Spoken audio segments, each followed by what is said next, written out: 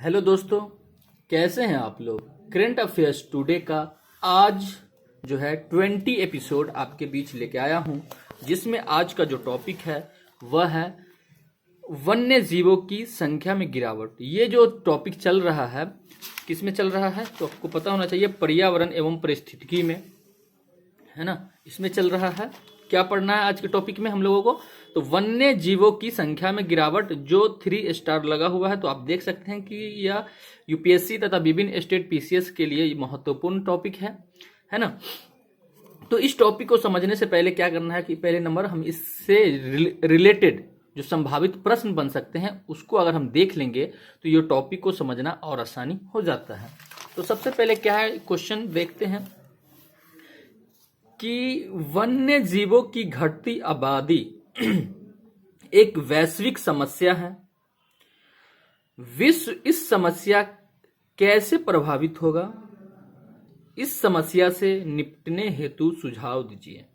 ठीक है, तो ये क्या है, संभावित प्रश्न है। आपको समझ में आ गया होगा कि इस टॉपिक से रिलेटेड हमको क्या पढ़ना है। अब वन्य जीवों की घटती आबादी एक वैश्विक समस्या है। ठीक है, आपको पता होना चाहिए विश्व इस समस्या से, यहां पे क्या होना चाहिए, से कैसे प्रभावित होगा, इस समस्या से निपटने हेतु सुझाव दीजिए। ठीक है, तो अब इस टॉपिक में देखते हैं कि क्या है कि वन्य जीवों की संख्या में गिरावट हो रही है, इसके पीछे क्या कारण है ना। इसमें प्रमुख बिंदु कौन कौन से हो सकते हैं और इसके लिए आप क्या सुझाव देंगे और इसमें जो निष्कर्ष निकलेगा वो, तो आपको ये एग्जाम व्यू से बहुत ही इंपॉर्टेंट है। तो जरूर वीडियो को पूरा देखें, है ना। और इसको जो प्रभावित करने वाले कारक है, यानी गिरावट में प्रभावित करने वाले वो उन सभी कारकों को हम देखेंगे।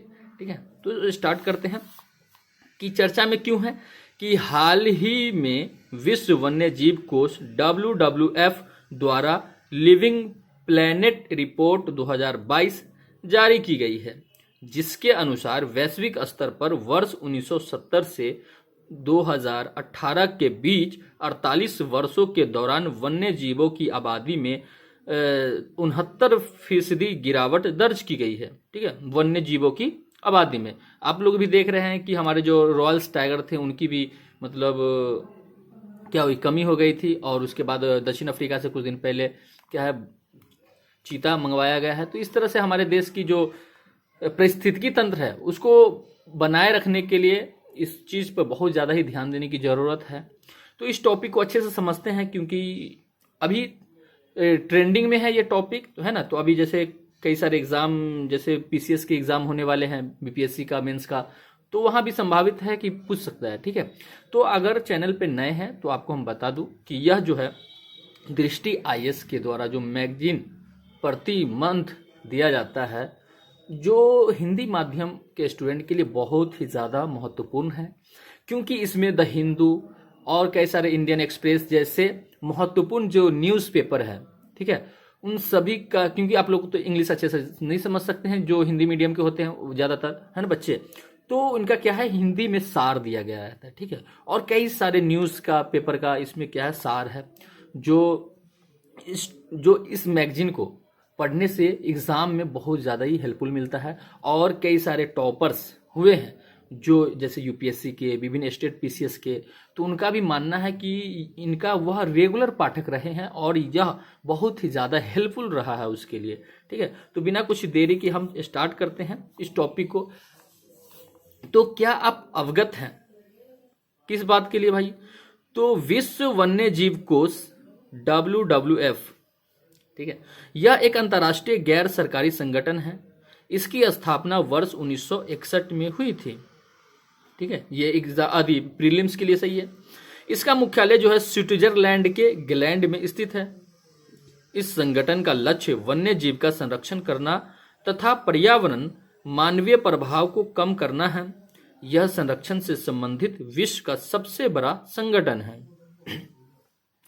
अब इसमें प्रमुख बिंदु कौन कौन से हैं उनको देख लेते हैं। तो लिविंग प्लेनेट इंडेक्स LPI पिछले 50 वर्षों से स्तनधारी जीवों, पक्षियों, मछलियों, सरीसृपों और उभयचरों की आबादी को ट्रैक कर रहा है। वर्ष 2022 के लिए रिपोर्ट का शीर्षक जो था वह बिल्डिंग ए नेचर पॉजिटिव सोसाइटी। ठीक है, तो ये आपके प्रीलिम्स के लिए बहुत ही इंपॉर्टेंट है, तो इस चीज को आप शॉर्ट नोट में जरूर बना लें।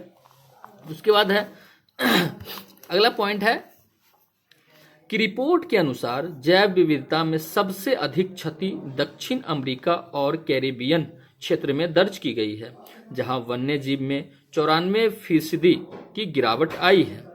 इसके बाद अफ्रीका में करीब 66%, एशिया पैसिफिक में 55% की गिरावट आई है वन्य जीवों में। ठीक है, तो वहीं यूरोप और मध्य एशिया में वन्य जीवों की आबादी में 18%, जबकि उत्तरी अमेरिका में 20% की कमी रिकॉर्ड की गई है। ये जो कमी आ रही है उन कमी के कारक को भी देखेंगे। ठीक है, तो वीडियो में बने रहें। तो रिपोर्ट के अनुसार जलीय जीवों की लगभग 83% आबादी विलुप्त हो चुकी है। भारत के संदर्भ में हिमालय क्षेत्र और पश्चिमी घाट जैव विविधता के नुकसान के मामले में देश के सबसे कमजोर क्षेत्रों में से कुछ है, और यहाँ तापमान में वृद्धि होने पर भविष्य में जैव विविधता के नुकसान में वृद्धि होने की उम्मीद है। ठीक है, उसके बाद है क्या कि वन्य जीवों की आबादी में गिरावट के कारण क्या क्या है, तो इन सभी कारणों को हम देखते हैं। तो रिपोर्ट में कहा गया है कि वन्य जीवों की आबादी में गिरावट के मुख्य कारण आवास का क्षरण, यानी कमी होना आवास का उनके, और नुकसान, और उसके जो आवास है उसको कमी कर देना, उस पर नुकसान करना, ये मुख्य कारण है उनकी गिरावट में। ठीक है, शोषण, आक्रामक प्रजातियों का आगमन, प्रदूषण, जलवायु परिवर्तन और रोग आदि, ये सभी जो है ये मुख्य कारण है वन्य जीवों की आबादी में गिरावट की।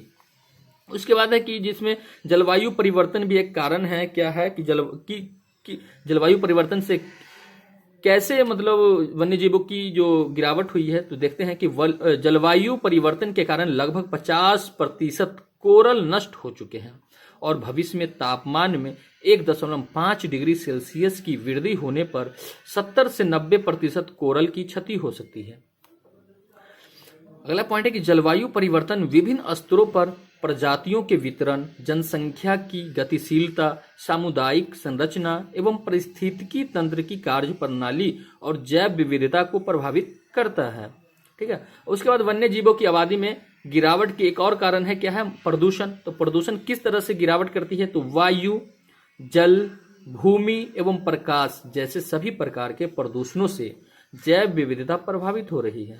खतरनाक अपशिष्ट एवं रसायनों सहित प्रदूषण को व्यापक रूप से जैव विविधता की क्षति के मुख्य चालकों में से एक के रूप में स्वीकार किया जाता है।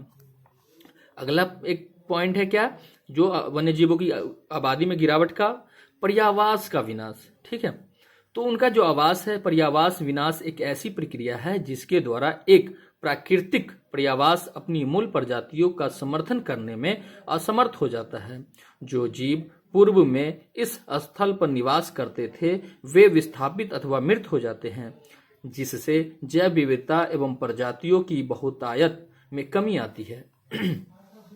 उसके बाद है कि आक्रामक विदेशी प्रजातियां कौन सी हैं।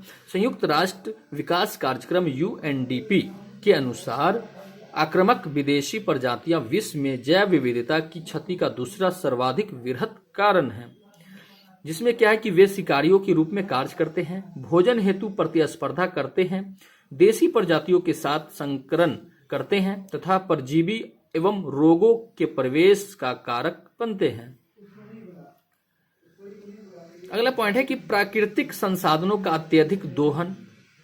तो अत्यधिक दोहन से संसाधनों का ह्रास हो सकता है एवं अनेक संकटग्रस्त तथा लुप्त प्राय प्रजातियों के विलुप्त होने का खतरा बढ़ सकता है। सह विलुप्तता, जब एक जाति विलुप्त होती है तब उस पर निर्भर दूसरी जाति भी विलुप्त होने लगती है। उदाहरण के लिए, जब एक परपोषी मत्स्य जाति विलुप्त होती है तब उसके विशिष्ट परजीवियों की विलुप्त होने का भी खतरा बढ़ जाता है।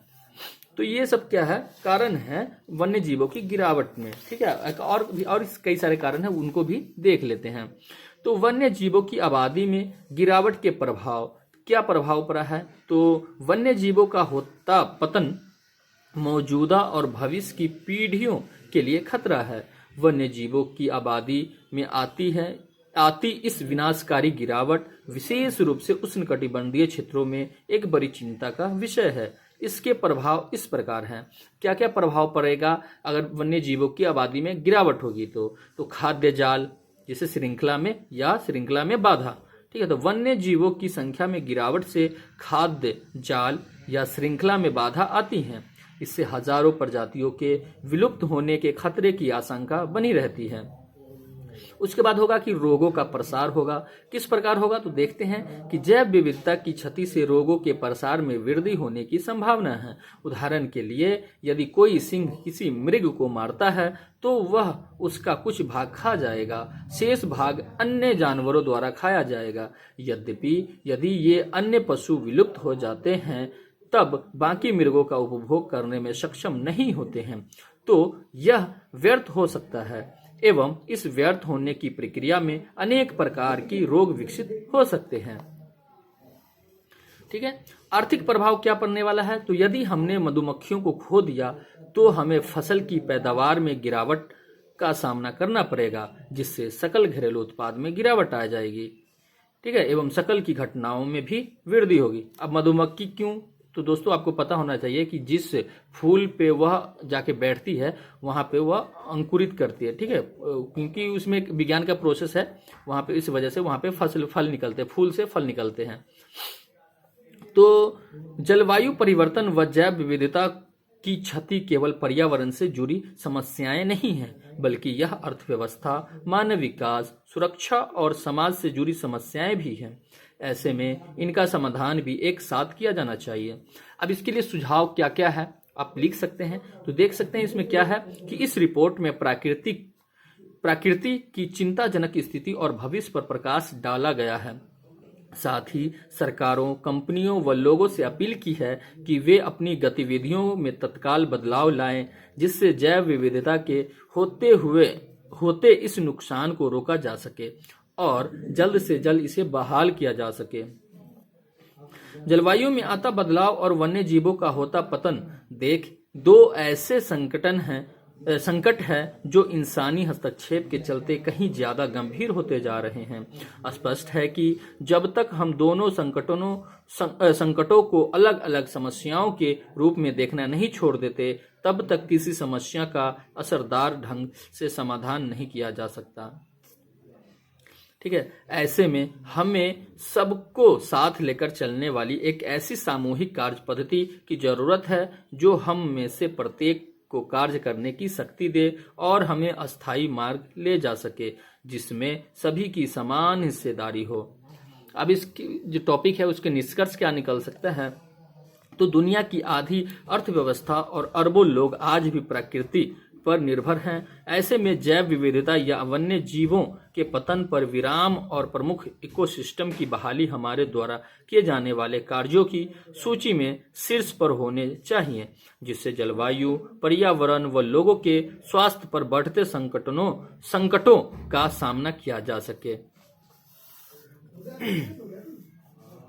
उसके बाद है कि अगला पॉइंट कि हाल ही में चीता के स्थानांतरण, अब देखिए अभी हुआ है कुछ दिन पहले, प्रोजेक्ट टाइगर, एक सींग वाले गेंडे, है ना, या शेरों के संरक्षण के लिए चलाई गई परियोजनाएं अन्य प्रजातियों के संरक्षण में लाभदायक सिद्ध हुई है। इन प्रजातियों के संरक्षण के कारण उस आवास में रहने वाली अन्य सभी प्रजातियों पर एक सकारात्मक प्रभाव पड़ता है।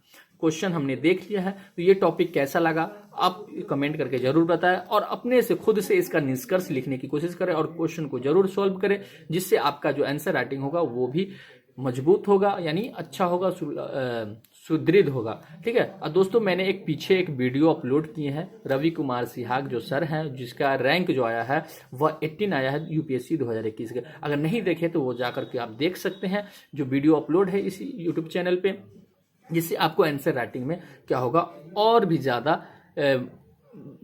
अच्छे मतलब बेहतर होगा। ठीक है। आपके अच्छे राइटिंग होंगे, जिससे आप अच्छे से एग्जाम को क्वालिफाई कर सकते हैं। ठीक है। तो आज का ये टॉपिक यहीं पे समाप्त हुआ। कैसा लगा हमें कमेंट करके जरूर बताएं और लाइक भी करें, जिससे हमें मोटिवेशन मिलता रहे। अगर आप चैनल पे नए हैं तो चैनल को जरूर सब्सक्राइब कर ले, जिससे मेरे आने वाली हर वीडियो अब तक पहले पहुंचे। दोस्तों, आपको कारण पता ही होगा कि सभी बच्चे के पास ये उपलब्ध नहीं हो पाते हैं, जिसे हम वीडियो के माध्यम तक आप तक उपलब्ध कराने की कोशिश कर रहे हैं। तो मिलते हैं हम नेक्स्ट एपिसोड में। जय हिंद।